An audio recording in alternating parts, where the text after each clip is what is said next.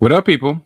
Mike Steph here with another edition of Mike Steph's WrestleMania Memories, episode 31, WrestleMania 36. WrestleMania 36 was the beginning of yet another era. This one, to my recollection, wasn't really planned to be this way.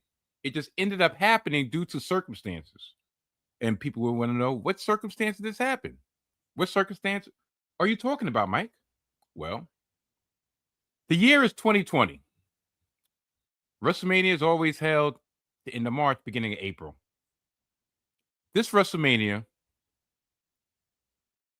was scheduled to happen, I think, April 7th, something to that effect. First week of April, right? But we were in the very beginning, the beginning stages of a global pandemic. The world shut down. Sports shut down. Actually, sports was pretty much like one of the leaders in shutting everything down. I want to say the NBA had their first quote unquote outbreak due to Utah Jazz center Rudy Gobert, and then Donovan Mitchell, a member of the Utah Jazz. And when they realized that one of those players came in contact with the virus, Adam Silver decided to shut the league down. And more cases popped up. And more things start shutting down. Spring training, over. March Madness, over. And wrestling became one of those things that didn't shut down, but no longer, public events were no longer allowed. So we have this WrestleMania that was supposed to emanate from Tampa, Florida. It was supposed to have a main event of Drew McIntyre going for the WWE World Heavyweight Championship against Brock Lesnar, as usual. And then we had Goldberg, who had just won the Universal Championship in Saudi Arabia that February from The Fiend, Bray Wyatt. And Bray Wyatt had won it the previous December, November, something to that effect. I believe in Saudi Arabia also from Seth Rollins. So while everybody else was shutting down and there was no live sports, there was really no live TV, there was nothing new on TV. People were binge watching Netflix, Tiger King, the whole nine, Birdcage, I think. It was that the name of it, the Birdcage. Pretty much where everybody had the blindfolders, and you couldn't take the blindfolders out blindfolders off, because if you saw where everybody was running from, anyway. It was a lot of streaming, it was a lot of binge watching. So much so that they came out with The Last Dance, the documentary of the Chicago Bulls final years of the dynasty, early, because there was nothing to watch. You had all these sports shows with nothing to talk about. Not only nothing to talk about, this became the norm. You at home watching your computer screen, watching the TV, watching people do jobs that were available to be remote at home. Schools closed down. Everybody went remote. Everything was computer. Everything was streaming. Everything was remote. And WrestleMania, they couldn't wrestle in remote, but they could seclude themselves. They could isolate themselves. Due to the powers that be, they were considered essential workers in the state of Florida. So they started prior to WrestleMania having shows with no people in it. And now, mind you, this is like these are arenas, empty arenas, or empty arena with nobody in it. Finally, they ended up staying at home base, which was the Performance Center in Orlando, Florida, and they did their tapings from there. But but it was a concern because by this time, at the very beginning, they didn't know exactly how to mimic or try to allow the action to how the action was going to translate through the screen in an empty environment. Later on became the plexiglass era. Later on became the Thunderdome era with video screens in the back and white noise in the back. But this WrestleMania, they made 2 days. You had night one, you had night two. You only had competitors against each other and a referee and some cameramen. That's it. I think at the time, if I'm not mistaken, maybe about 5 people max were allowed to congregate together. We even had a triple threat tag team match that only consisted of 3 people, 1 member from each team. We had a ladder match with about 4 or 5 people. We had the beginning of cinematic matches. Yes, we had a cinematic match with the Fiend Bray Wyatt versus John Cena, in which there wasn't that much wrestling action that happened on the screen, in the ring, I should say. Everything was more story based, more program based, more cinematic. The Fiend got his win back against John Cena through of a myriad of, I wouldn't say clips, but of montages of the various times that John Cena could have done the right thing if he would have just turned to the bad side. That the obstacles that Bray Wyatt had to overcome, being sent back down to NXT, being called too fat, being called rebellious, being called rambunctious, being on the precipice of greatness, but yet being held back at every turn. And he always traced it back to WrestleMania 30, in which John Cena, for all intended purposes, should have lost and not even turned to the dark side, but should have lost, but did it.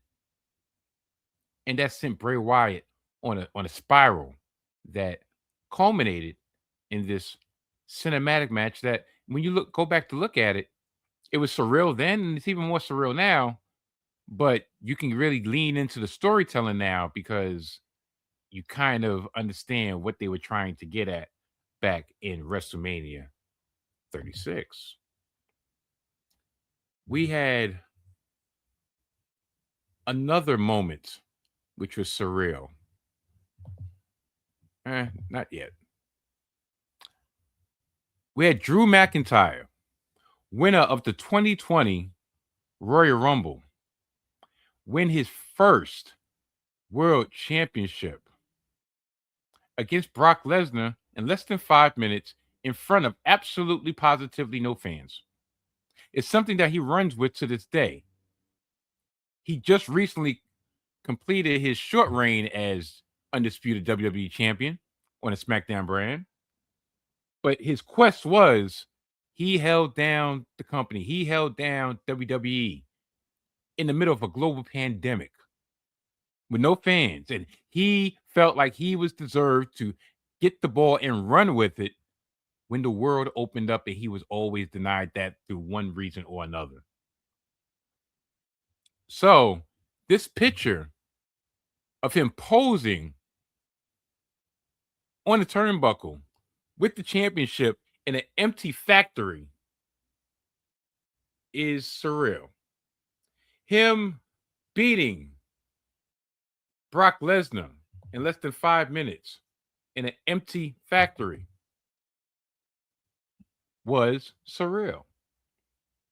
Not only that, Vince McMahon even shoehorned the trope that, well, if you're going to be champion, you know what's going to make you invincible? especially if you are a face, you have to go through the Big Show. So he actually beat the Big Show right after he beat Brock Lesnar. Yes, it wasn't technically on WrestleMania, but this was behind the scenes footage, lost footage that they found. Also on that show, Braun Strowman, a last minute replacement for Roman Reigns. Roman Reigns was scheduled to face Goldberg at WrestleMania 36, Battle of the Spears. This was probably going to be Roman Reigns' crowning once again, but due to him being uh, liable and susceptible to illness based on his leukemia status, he chose to stay home. Matter of fact, I shouldn't even say he chose to stay home. What happened was, I believe they were doing testing, but they weren't doing rapid testing. They was doing pretty much, if you have a fever, you got to go home. It was like really loose. And the Miz came in, and he had the sniffles, or he was a little bit warm, and they allowed him to stay. And the Usos, Jimmy and Jay, got on the Miz like, "Yo, dude, what are you doing? Yo, I'm all right. I don't got it. Listen, nah." Then he went straight to Vince. They went straight to the powers that be, and told them in no uncertain terms, "Yo, Roman is going home." They didn't even leave it to Roman. They said, "Yo, our cousin's going home. He can't afford to be here. Like, it's life and death. He can't do this." And Roman went home until SummerSlam, which we would get to, the revamping, the return of Roman Reigns, the new Roman Reigns in tomorrow's episode. Well, the next episode, when we talk about WrestleMania 37, because it was a unveiling of something that the fans wanted, and they finally got, and then eventually they gravitated to. And WWE finally got what they richly wanted, richly desired, which was Roman Reigns being at the pinnacle, the top of the mountain, being the head of the table, but getting a little bit too far in front of us. So, since Roman Reigns was out, Braun Strowman was in. And Braun Strowman won his first world championship. And dare I say, I think it's the only world championship, against Goldberg as a replacement for Roman Reigns. And he went on a 4 or 5 month feud with the Fiend, Bray Wyatt, throughout the pandemic. But he can always claim that he was the monster among men, or nowadays the monster among monsters, or the monster among food. Was WWE champion, one final, or at least not final, but one time at least in his history. Another story: Charlotte Flair versus the upcomer, the newcomer, the NXT upstart, the NXT champion, Rhea Ripley. And I know people probably looking at this picture like, "Oh, that's Rhea Ripley." Yeah, you're darn right, it's Rhea Ripley. This is before the goth. This is before the black hair. This is before the all black everything. This is before the Judgment Day. This is before mommy's always on top. But she took NXT by storm. Late 2019, she came over from NXT UK to main NXT proper. She defeated long reigning champion Shayna Baszler for that championship. And she proclaimed herself to be the number one woman, not only in NXT, but in WWE. Of course, who would take offense to that? Charlotte Flair. Charlotte Flair being, in her mind, robbed of a Royal Rumble victory in 2019 won the Royal Rumble in 2020, and she had the opportunity to pick any championship she would like to challenge for at WrestleMania. Rhea Ripley, being the brash upstart that she was, stepped up and said, "Hey, you can go to Raw, you can go to SmackDown, or you can challenge me." And Charlotte was like, "You know what? Bet. Say less." And she did. And she beat Rhea Ripley. And to my recollection at that time, um, Rhea Ripley suffered from that loss. Charlotte never really gained anything from that win. To tell you the truth, she didn't even lose the title.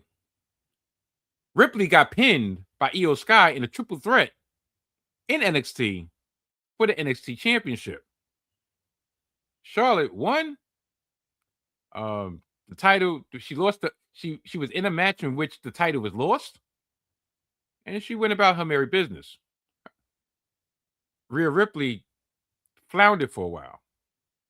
Then she was called up to the main roster the following year, but her character was all over the place. And tell you the truth, her character never really caught traction until she was put into the Judgment Day faction, the original Judgment Day faction with Edge, Damian Priest, and Rhea Ripley. But would we have gotten Rhea Ripley that we have now over the last couple years if this Rhea Ripley did not fail on the stage of the Showcase of the Immortals? They did run it back. They did run that match back. We'll talk about that in a couple episodes. Because they ran it back on the grand stage, on the granddaddy of them all, WrestleMania. And needless to say, the outcome was different. But last but not least, and of course, I don't have no thumbnail for this, so I'm going to have to just go Acapulco. The Undertaker wrestled his last match. The Undertaker had his last ride in a boneyard match, which is another cinematic match against AJ Styles. AJ Styles, at that point, I want to say pretty much was the made man in WWE, which was unfathomable if you thought back 5 years prior when he was in New Japan Wrestling, or even further than that when he was the man in TNA. For him to be a made man in WWE, you'd be like, what? Yeah, stop playing. No, for reals, he was.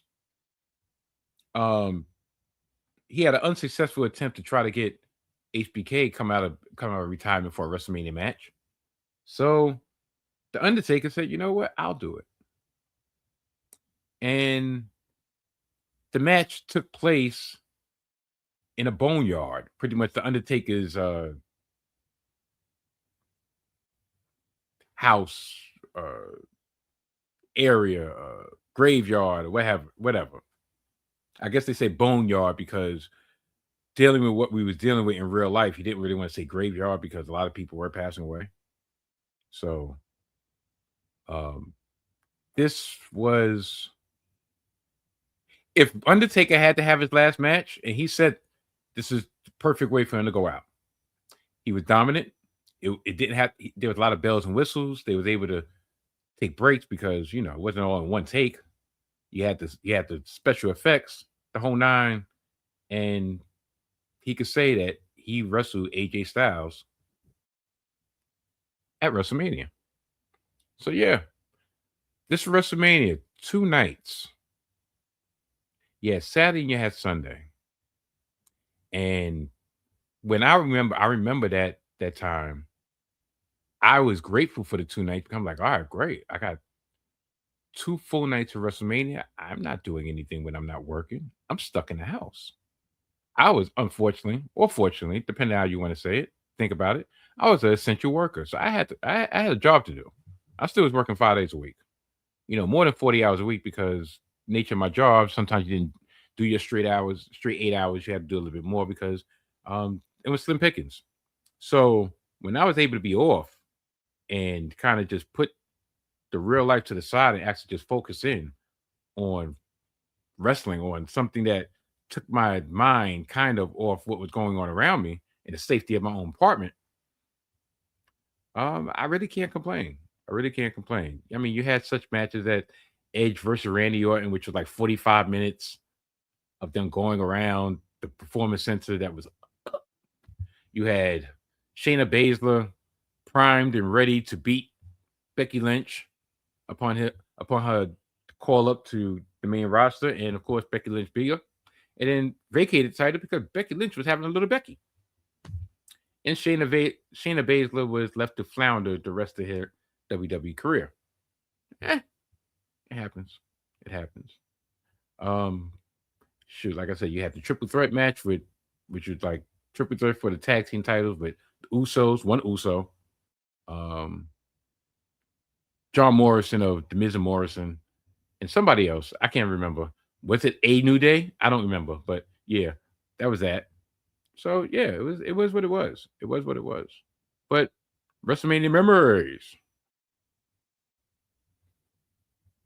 coming next on the next edition. We have once again we have history being made. We have Sasha Banks defending against newcomer Bianca Belair. We had a triple threat with Edge, Daniel Bryan, and a different looking, if you look at this, a different looking Roman Reigns. Yes. So, all that and more on the next edition of Mike Steps WrestleMania Memories. See you later.